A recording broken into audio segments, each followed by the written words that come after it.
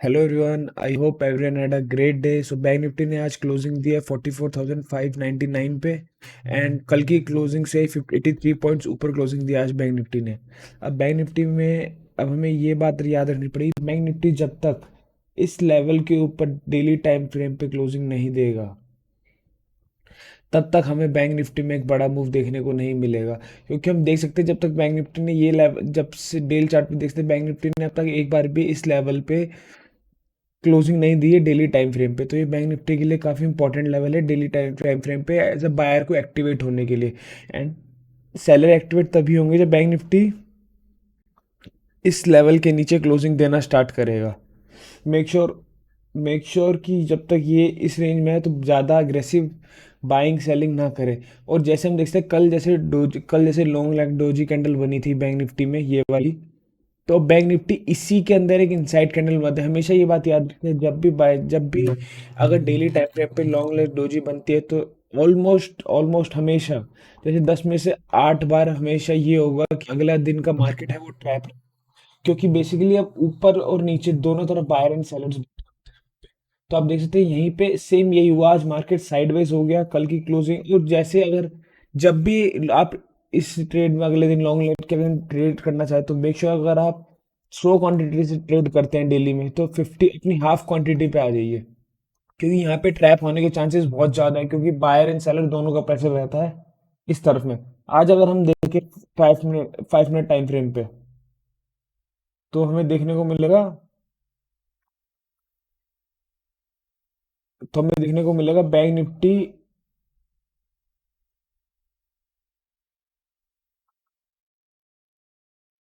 Bank Nifty एक range में रह गया है।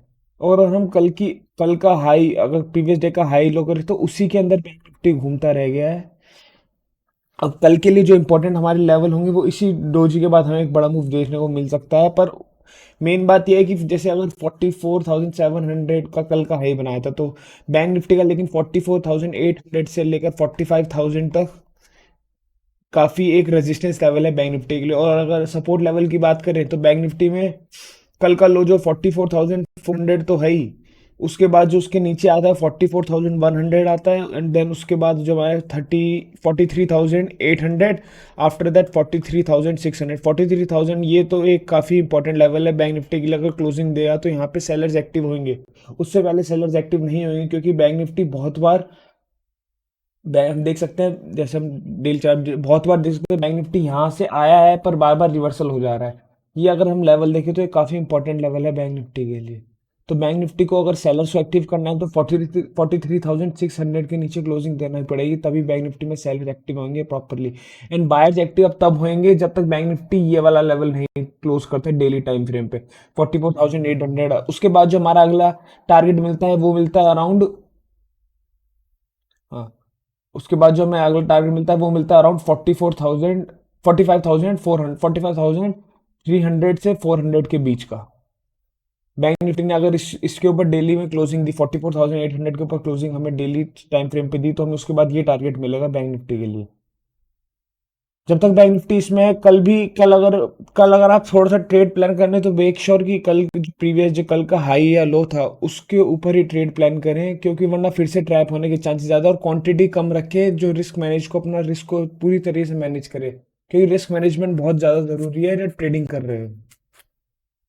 और ना एज एन ऑप्शन बायर तो आज, जैसे अगर आज ऑप्शन बायर में किसी ने लिया होगा, जैसे एक्सज्यूम कीजिए यहाँ पे जिस ऑप्शन का प्राइस, यहाँ पे अगर किसी ने ऑप्शन, यहाँ पे मान लीजिए, चल यहाँ मान लीजिए, यहाँ पे अगर किसी बंदे ने ऑप्शन का प्राइस लिया है, अगर उसका ऑप्शन का प्राइस है एट द मनी का, मान लीजिए अज्यूम कर लेते हैं 350 है, तो इतने कंसोलिडेशन होने के बाद अगर सेम इसी वजह से क्लोजिंग दे तो यहाँ पे उसका प्राइस 350 नहीं रहेगा, यहाँ पे उसका प्राइस मुश्किल से 310 होगा या 300 होगी। टाइम वैल्यू इतनी लग जाएगी यहाँ पे, इससे जिगजैग जिगजैग में। ये एक बहुत बड़ा इशू है ऑप्शन बायर्स के लिए। क्योंकि ऑप्शन बायर्स को टाइम वैल्यू के बारे में भी देखना पड़ता है and momentum. As an option buyer you should always look for momentum, क्योंकि पैसा तभी बनेगा जब मोमेंटम में आप ट्रेड कर रहे हो। ऑप्शन सेलर्स होते हैं जिन्हें जिगजैग पोजीशन में पैसा मिल जाता है, सेम पोजीशन में रहेंगे तब भी उनको पैसा मिल जाएगा। पर as if you are an option buyer तो आपको ये हमेशा याद रखना है कि आपको मोमेंटम में ही पैसा मिलेगा।